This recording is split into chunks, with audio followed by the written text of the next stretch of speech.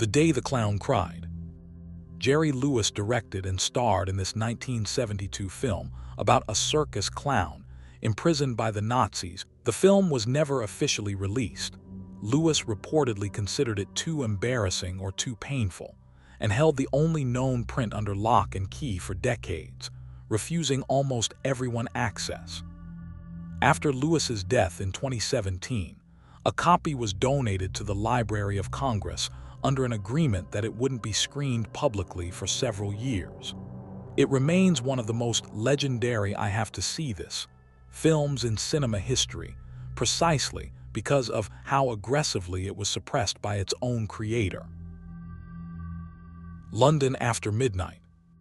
A 1927 silent horror film starring Lon Chaney in dual roles, directed by Todd Browning, the same director who later made Dracula. It's considered the holy grail of lost films. The last known print was destroyed in a 1965 vault fire at MGM. All that survives today are production photos, which are unsettling enough on their own. Chaney's vampire-like makeup in this film influenced horror design for decades despite no footage existing. Studios have occasionally announced searches or even remake attempts, but the original has never resurfaced. The Mountain Eagle. Alfred Hitchcock's second feature film, made in 1926, is entirely lost. Not a single frame survives. The British Film Institute has listed it as their most wanted lost film for years. What we know about it comes entirely from a handful of production stills and contemporary reviews, which described it as a melodrama set in Kentucky, despite being filmed in Germany and Austria. For a director whose later work is so thoroughly preserved and studied, having his second film vanish completely is a strange gap in an otherwise meticulously documented career. Wake in Fright. A 1971 Australian film about a schoolteacher stranded in a brutal outback town. For decades it was effectively lost, not destroyed, but the negative had deteriorated so badly it was nearly discarded entirely, and the film had become extremely difficult to see anywhere. It was eventually rescued and painstakingly restored in the 2000s, with the original negative reportedly found in a shipping container labeled for destruction just before it would have been thrown out. It's now considered a landmark of Australian cinema, which makes its near-total disappearance even more striking in retrospect. A Day with SpongeBob SquarePants, the movie. This refers to an unauthorized, unproduced mockumentary that was announced around 2011, supposedly to be distributed direct to DVD by a company called Regal Films through MVD. The premise involved SpongeBob living above ground like a Hollywood star, with a kid named Seth winning a contest to spend a day with him, which then goes chaotic. It generated a sold-out Amazon pre-order listing, promotional cover art, and even a barcode, despite the film never actually being filmed. It became one of the most obsessively searched-for pieces of lost media in internet history, with entire YouTube documentaries and forum threads dedicated to tracking down the supposed finished product. Gawker and other outlets covered the search extensively. Eventually, in 2016, it was confirmed that the film simply never existed in any completed form. Regal Films was only ever a distributor lined up in case the project moved forward. The budget never materialized, and the Amazon listing was essentially a test to gauge interest. Fantastic Four, 1994. Produced by Roger Corman on an extremely low budget, specifically because the rights to the Fantastic Four were about to revert to Marvel unless a film was made. The producers had no intention of ever releasing it. It existed purely to satisfy a contractual deadline. The cast and crew, who believed they were making a real film, were reportedly devastated to learn it would never see theaters. It was eventually leaked online and has become a cult curiosity, watched specifically because of the bizarre circumstances of its non-release rather than its quality. Batgirl, a 2022 Warner Bros. Film starring Leslie Grace, fully shot and largely completed, that was shelved entirely as part of a corporate restructuring and tax write-off decision following a studio merger. It became one of the most expensive films ever to go completely unreleased, and its cancellation sparked enormous industry discussion about streaming-era accounting practices. Unlike most entries on this chart, this isn't a case of film being lost to time. It's a recent, deliberate corporate decision to make a finished film effectively disappear. 100 Years. A 2015 short film starring John Malkovich, directed by Robert Rodriguez, was deliberately sealed inside a vault, complete with a special triggering mechanism tied to a bottle of cognac, not to be opened until the year 2115. This is the rare entry on this chart that's lost, entirely on purpose and by design, a 100-year time capsule rather than an accident of history. The Passion of Joan of Arc. Carl Theodor Dreyer's 1928 silent film about Joan of Arc's trial and execution had its original camera negative destroyed in a fire, and then a reconstructed version was destroyed in a second fire. For decades, only a heavily damaged version survived. Then in 1981, a virtually pristine print of Dreyer's original cut was discovered, completely by accident, in the closet of a Norwegian mental institution. Nobody has ever fully explained how it got there. It's now considered one of the greatest films ever made, and the story of its rediscovery is almost as remarkable as the film itself. A Christmas Carol, 1908.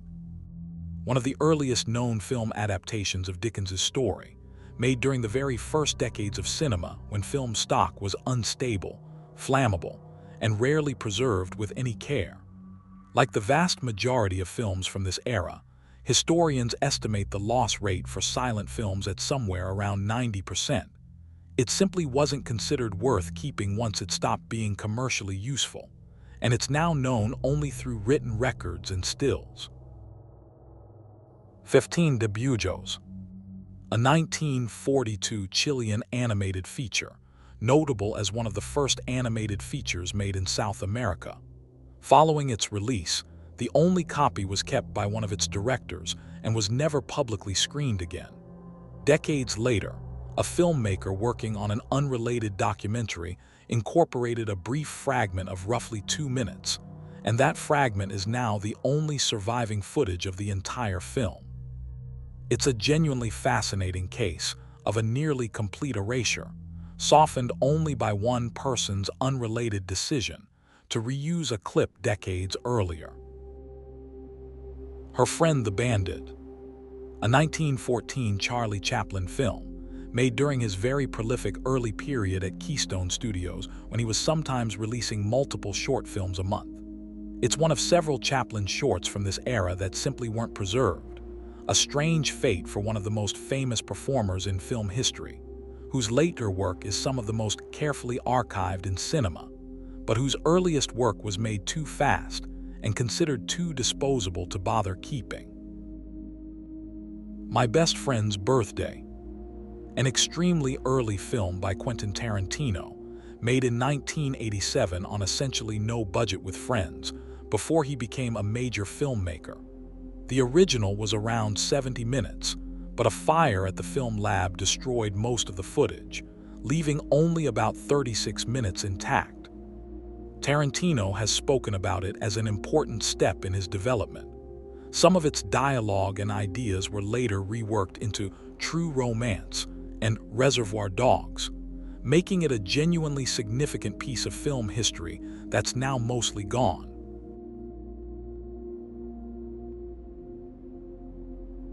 A 1983 creature feature filmed with a remarkable cast of then-unknown actors who would go on to become major stars, including very early performances.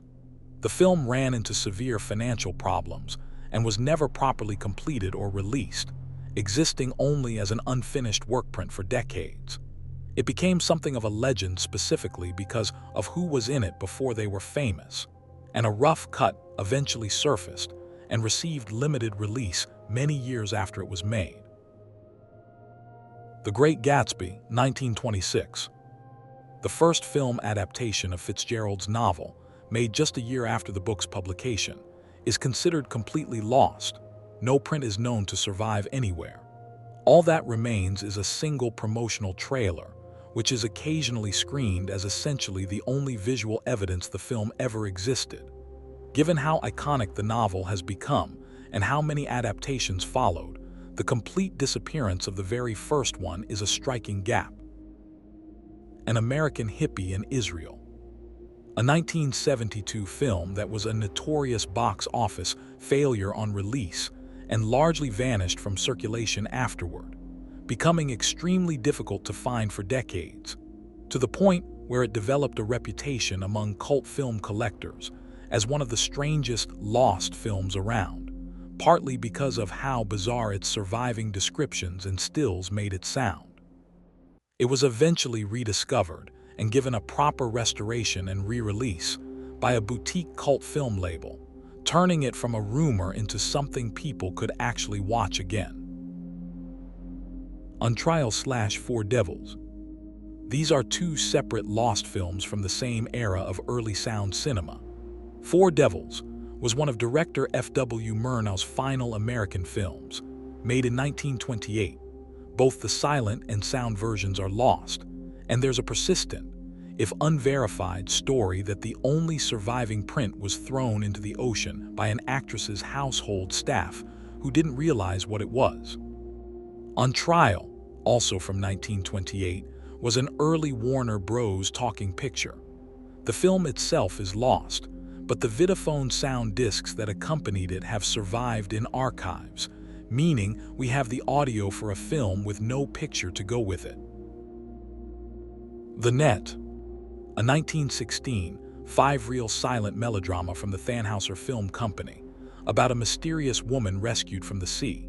It was considered lost for over a century until a pristine print, complete with all 5 reels and original color tinting, was discovered in the National Library of Norway's archives in 2022. It's now fully restored and publicly available, making it one of the more recent and satisfying lost film found stories on this chart. She-Hulk 1995. An unreleased 1990s live-action Marvel film starring Bridget Nielsen, directed by B-movie veteran Larry Cohen, with a script from one of the original Jaws screenwriters. It followed a troubled earlier attempt at a She-Hulk television pilot that also fell apart. The film was canceled before release. No reason was ever officially given, and no footage or production materials have ever surfaced, only a poster and the costume, which turned up decades later at a memorabilia auction. 10 Things I Hate About Life. A planned loose follow-up to the 1999 film, 10 Things I Hate About You, starring Evan Rachel Wood, with a plot centered on 2 strangers who meet at the same location while each attempting to take their own lives, and who fall for each other afterward. Production began in late 2012, but was halted partway through due to financial troubles and the lead actress's pregnancy, and despite repeated attempts to resume filming over the following 2 years, it was never completed. A roughly 30-minute assembly was shown once to potential investors at a film market in 2013 and has never resurfaced since, leaving the film permanently incomplete. Noah's Ark 1928. A Warner Bros. Film directed by Michael Curtiz, who would later direct Casablanca, notable for combining a biblical flood narrative with a contemporary World War I story, and for an infamously dangerous flood sequence during filming that reportedly injured several extras, with persistent claims that some were killed, claims that have never been definitively confirmed or fully refuted.